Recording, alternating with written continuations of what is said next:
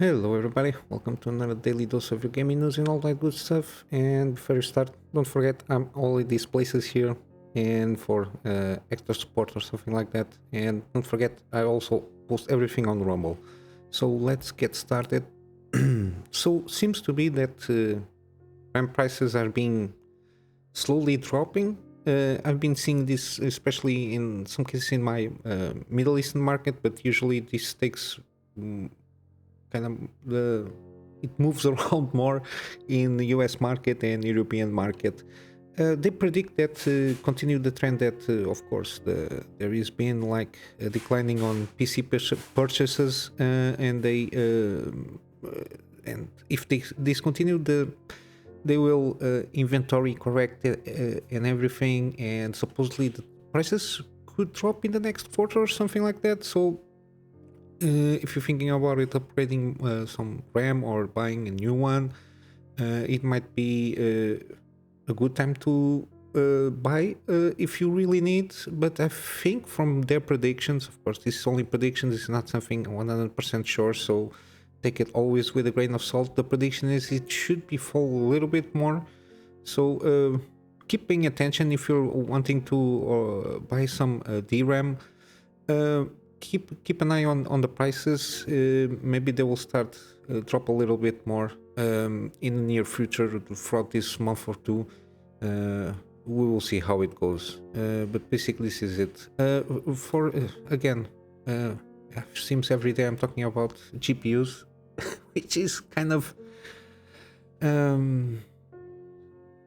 it's kind of boring to a certain point, mainly because these new GPUs from NVIDIA, I don't like it. I think this is going to be almost basically dead on arrival, unless people have like very old GPUs and they really need to upgrade to for whatever reason, because they are not satisfied with the experience they have with the current GPUs.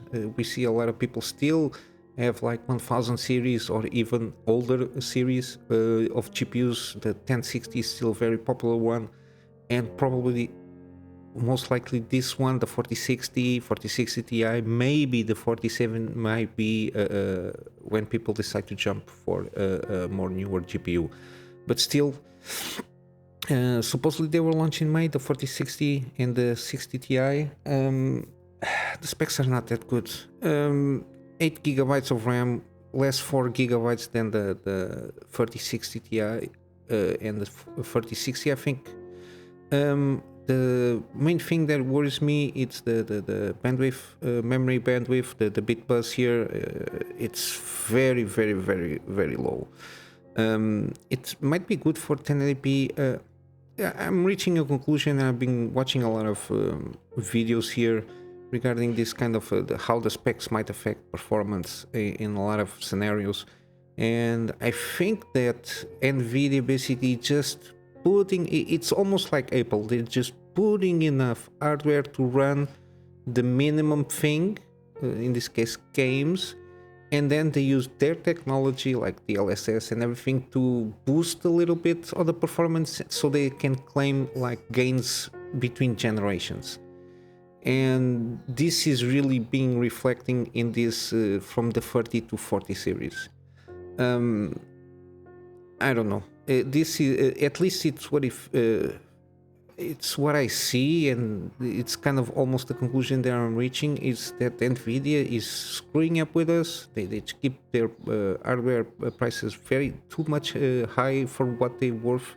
The same thing for AMD, because AMD is following the NVIDIA trend. I don't know why, instead of they trying to set the trend of getting decent priced GPUs with great performance. But NVIDIA seems to be doing this, like putting just enough of specs, hardware specs to run things in this current environment, games or hardware, and then using their technologies to boost up the performance so they can claim performance jumps from one generation to another. Because if you remember the marketing stuff for their new 40 series, they say X amount of performance, but then when you take a look on their graphs, It's basically taking into account with DLSS free. You saw, for example, the 4070 Ti, which at the time was dubbed the 4080 12 gigabytes. It was in rasterizing, even by their numbers, in some instances was even worse than the 4090 in terms of gaming rasterization. It's just give a lot of boost when they take into account the DLSS technology, something that is not even accessible at least at this moment for the 30 series. The DLSS free, and then you put even the frame generation fake frames, which introduce lags, but then they have the reflex technology to improve lag. So it's just keep on piling up stuff for them to try to justify stuff for you to buy their GPUs.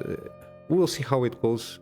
I've seen some videos on, for example, Resident Evil 4 and very like yesterday for the Last of Us Part 1 PC port. We'll be seeing a lot of issues with, especially with ray tracing and like 4K and even 4040p. When you need to introduce more textures, it would basically run out of VRAM for the GPU, and then you start seeing some stuttering issues. Sometimes in Resident Evil 4, if you introduce a little bit of ray tracing in for example, the 4070 Ti, it just the game will simply just shut down, which is not supposed to happen, but still, it's regarding VRAM memory, the allocation then has to go for the memory that it needs for the VRAM, then goes to the system memory, and then that's when you introduce the stuttering mess, because then he has to pick up from the DDR4 or DDR5 or the memory system to introduce again to the GPU, and that delay it basically brings the stuttering mess that usually you start to see in high quality like 4K or 1440p when you introduce a lot of textures. And then you can just compound that issue if you like to play with mods, because mods usually even the textures usually are even bigger, the file size, and all the mods it starts to occupy, because how some mods usually work, especially visual mods, they will start compound on the necessity of having more VRAM. And it doesn't make sense for example, a 4070 Ti to have just 12 gigabytes. I think the norm in this kind of, especially for the price they are asking, it should be at least 16 gigabytes, maybe 20 for the 4080, and the 4090 it is what it is, so it doesn't have any issues. And the same thing should be, not the same thing, because AMD has that problem basically solved. They put 20 gigabytes with a larger bit bus on their XT series, and then the XTX S24, which is plenty enough at the moment for 4K gaming with the rasterization or with high quality textures. Basically, this is my rant for today regarding GPUs. We'll see how it goes. The 4790 Ti should launch next month, and supposedly the 4060 will launch in May. We will see how it goes. We still on AMD. Yesterday I brought up some A620 chip motherboards. The pricing that should be coming up. We have some kind of listing. Of course, if you can see here, LJ 1700, which is for a typo. I think this is basically a placeholder. They were trying to make something around this, and because the new boards are LGA, I don't know if the guy that input this thought LGA, the 1700 is just a number. It's not the number of pins on the socket itself, but we'll see how it goes. If this price maintains, should be around below the $100, because European prices always have the VAT within their prices. And sometimes you have the price without the VAT, but usually it's always with VAT, the European prices, so that's why it's very well below the $100. Because we also has new, I mentioned yesterday, the Eurasian Economic Commission, Gigabyte and MSI just introduced, they have to register those boards, and that's why we know they are coming pretty soon. Usually this is how it works. We'll see how it goes in terms of features and the reviews and the MOSFETs and everything, the power delivery works, if it's good enough, for example, for the 7800 X3D, something like that. Another news, technology-wise, supposedly I talked this yesterday again. YouTube is basically starting to introduce the AV1 stuff for streaming. They are basically rolling out. This is a very good article. I read it. I don't understand everything about streaming. There is this protocol. They are starting now implementing this enhanced protocol, which allows the AV1 and the high enhanced video codec, something I don't remember how this is called, but this is basically the new one, the new codecs. They are introducing this Twitch. Nobody knows anything about this, if they are going to do this or not. Discord already supports, I think, but the issue here with AV1, if you need to see in terms of AV1 encoding, you need like at least a 40 series card or something like that, or a 6000 from AMD to watch with this with this codec. But I'm not sure how this is going to work at the moment. They are still implementing. I'm sure everybody with any GPU will see with AV1 broadcasts. It's just a matter of that protocol to transfer. If it doesn't see that you have like a GPU powerful enough or newer enough for this, will for sure put the H264, which is the one that it's the most popular.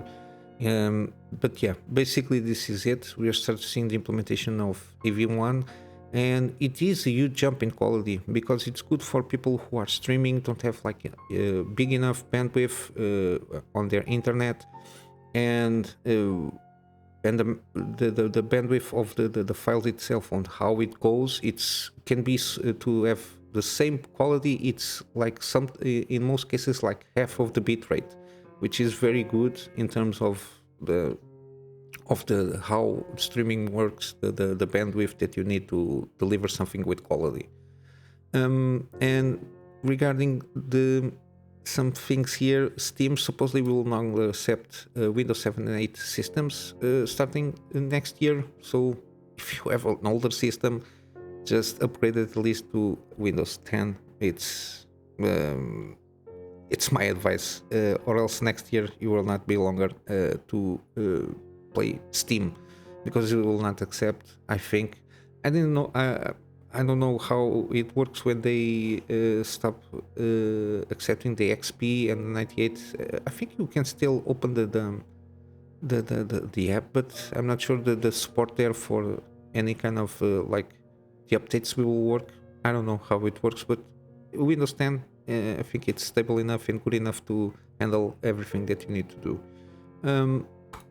Talking about technologies again, regarding DLSS 3, supposedly it's out for Forza Horizon 5.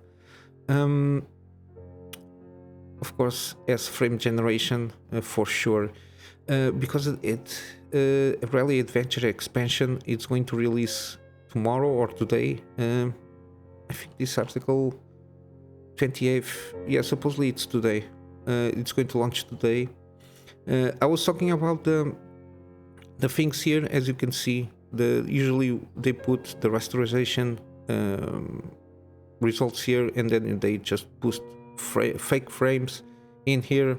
And especially in like for a racing game, I don't know how input lag is going to behave on your feeling in the game. Especially you have like, for example, a wheel or something. But I think people that have enough things to have like a sim racing stuff will not use DLSS 3, because they want to have less lag possible when they're driving high speeds. I think this is... Yeah, I need to do a rant specifically for this thing one day.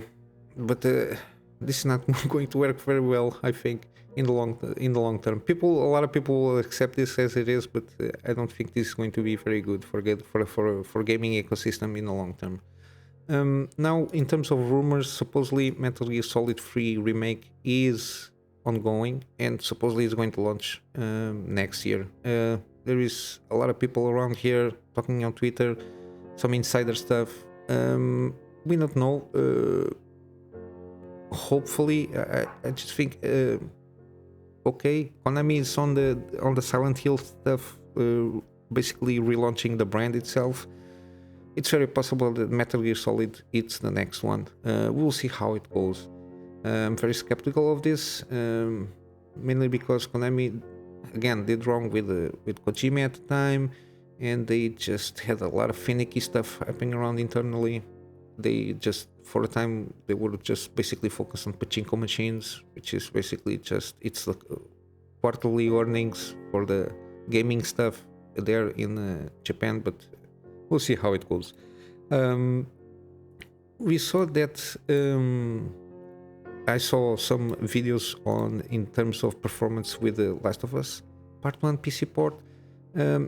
Again, this is why I don't like things, because they just the trailers of they just focus on DLSS and FSR running 4K ultra settings. This means that the game is not usually that well optimized, or they're just selling you crappy GPUs for you to use this good enough to use this technology, so you think you have a great experiences with fake frame rates and upscaling technology, which is by itself can be good, but when you block this kind of technologies that are very useful for older or weaker GPUs, then we have an issue, because you just gatekeeping this kind of technologies in a level of hardware that it's at this moment in time it's double the price or almost double the price that it should be to a certain extent. I'm being a little fascistic, but basically it's I have to double down when they double up. But yeah, and I see that there is like a lot of negative reviews on Steam. I think basically it's because of the port itself is not excellent or pretty good. This is made, the PC port was made by the same guys of Batman Arkham Knight, which was a pretty launch mess when it launched on PC. A lot of people saying that in terms of optimization, it's not good. It's not very good. We'll see how it goes if they patch this sooner rather than later again, launching stuff with poorly optimized things, and they will continue to do so while people just pre-order stuff or just buy at launch and don't wait for the reviews of people doing reviews, independent reviewers or like sites like IGN. You just need to wait. Don't pre-order, because they just use that bait on like pre-order bonuses, and then they just bait you, and then you buy the game, then you can play the game, and then you don't play the game because or the game is a pretty mess or has stuttery mess, and then you spend like 1 or 2 months having a awful experience. But then again, you will pre-order the next game, they will hype up, and while people are doing this, we will continue to see this kind of thing. I always hope that the games are good when they launch. Like, I don't mean perfect, but bugs will always be there.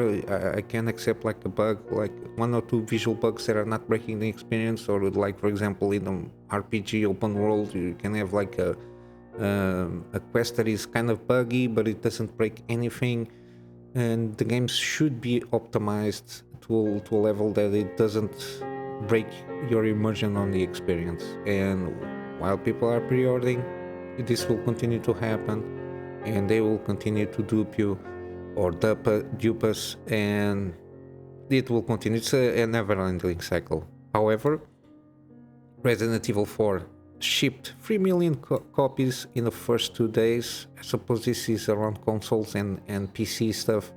The game is good. It's I don't saw like any issues regarding optimization and everything. It consumes a lot of VRAM. The only issue is like that example in certain cases like the 4070 Ti, if you turn RTX on and it occupies too much memory, the game will shut down. That's the only issue, but if you take it off this issue, it's okay. It runs smoothly, no like shader compiling stuff, which in this Last of Us I think it takes a year almost. I don't remember where I saw, I think with the 4090 and a good CPU that they have, like a 77X from AMD, I think the shader compiler like took almost half an hour. Because when you start the game, the shader compilers start working on it, and usually the first time that takes longer, and half an hour to wait to play a game, it's a little bit too much. That's why the optimization, I don't think that it's good enough. But here didn't see any complaints around Resident Evil 4 Remake. We just hope that of course new content will come. There are some leaks that AV1 content should be coming because somebody did some data mining on the game itself. We'll see how it goes, but it has a lot of positive reviews, seems pretty good enough to play, and basically this is it. I'm going to wrap up with some gaming deals. The last two videos I brought up some very good deals. This time I got again the Horizon Dawn Zero Dawn 60% off. Very positive game. And on GOG I got the Alien Isolation. I think I talked about this like very recently, but still it's 80% off, complete edition, all the content here. Very good game, horror franchise. I just hope the next one, it's like a kind of RTX game, I think, RTS game, and I think it's going to be seems to be good enough. But this one is very good, Alien Isolation. And Deus Ex Mankind Divided, 85% off with all the content. The digital deluxe edition has the season pass here already, and it's a from all intents and purposes very good game. A continuation of Human Revolution, which by itself is a very good game at the time. It might be a little bit aged at this time in 2023, but still it's a very, very, very good game in terms of story-wise, how things break apart on the Deus Ex universe. And basically this is it what I got for today. I will wrap up with my GoGetFundMe. Again, the thing for me to upgrade my PC to get more better and more content for my private clients, and of course in my free spare time doing the daily videos, doing some scripted content, resuming my gameplay series, and also possibly some live streams. And with all that said, guys, I hope you have a wonderful day. I'll see you in the next one. Till then, Kunamy Master out.